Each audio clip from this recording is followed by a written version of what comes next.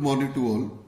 Today, firstly, appreciate these 23 students who appeared in the test which taken online for the mathematics and their marks will be shortly shown in the next video. Some students are asking me that about that they can give the test. They have to do the test and send me their photos on my WhatsApp number 981403319. There is no excuse. Next homework test will be taken on Saturday, first of all. Tomorrow I will tell you about the chapters from which we will take the test. So today's our topic is the lateral displacement. Lateral displacement. Lateral displacement, as you know that when light travels from air to the denser or denser to the air, then there will be some refraction. It means just as this light travels from air and to the denser, then it come towards the normal, but when it goes from denser to the rare, it goes away from the normal. When we produce the incidence ray, it having a distance, or we can say perpendicular distance between the incidence ray and the produced incidence ray or the emergent ray. This difference is known as the lateral displacement. Lateral displacement is depends upon number one, the thickness of the block or the medium. Thickness of medium. Number two, the angle of incidence. The angle of incidence. Number three, the refracting index of the medium. Refractive index of the medium. These are the main three factors on which it depends upon. If the number one, thickness of the medium, more the thickness of the medium, more is the lateral displacement. Angle of incidence, as angle of incidence increase, lateral displacement is also increased. And refractive index, more the refractive index of the medium, more is the lateral displacement. So it is we can say directly proportional to the thickness of medium, angle of incidence and refractive index of the mediums.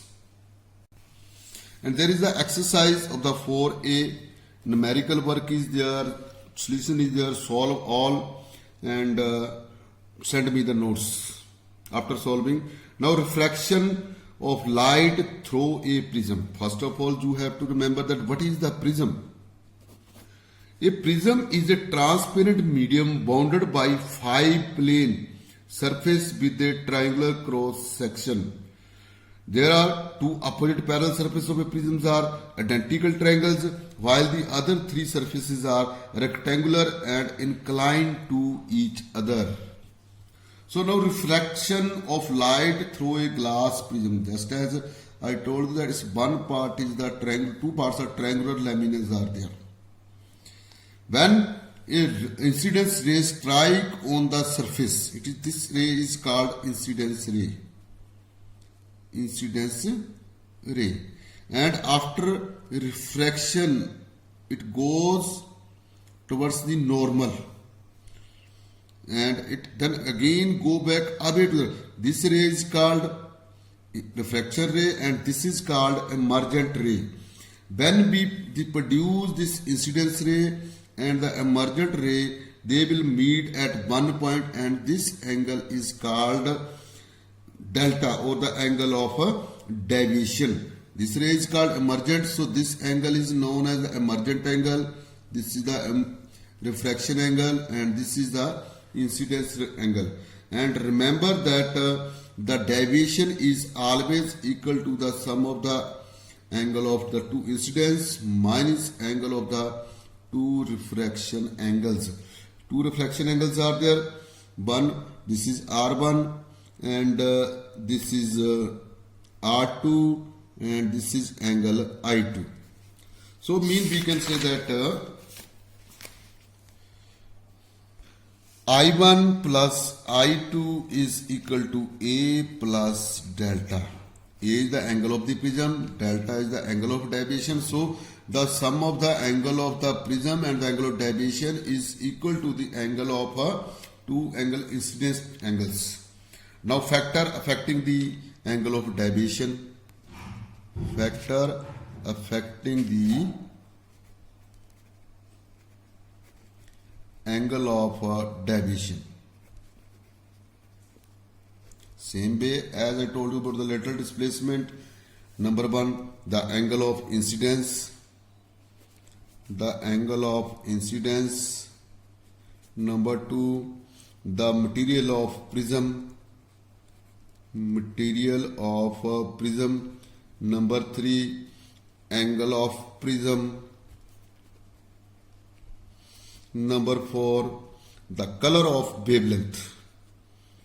Color of light, or you can say wavelength of light. These are the four factors which affect the incidence ray, angle of the deviations. So as you know that it is found for the given angle of incidence, a prism with a higher refracting index produces greater deviation than a prism which has the lower refractive index. On the same way, the angle of deviation increase with increase the angle of the prism, and the refractive index of the given transparent medium is different for the light of different colors. It decreases with increase in the wavelength of the light. So mean we can note the angle of deviation of the violet light is greater than the angle of deviation of the red, because the refractive index of the violet light is more than refractive index of the red light. So there is the exercise 4B is there. Solve it, and some numerical work is there also you can solve. In the next video, we will discuss about the simple application of the refraction of the light, and tomorrow I will give you the chapter whose test will be taken on Saturday. So see the videos completely. Thank you.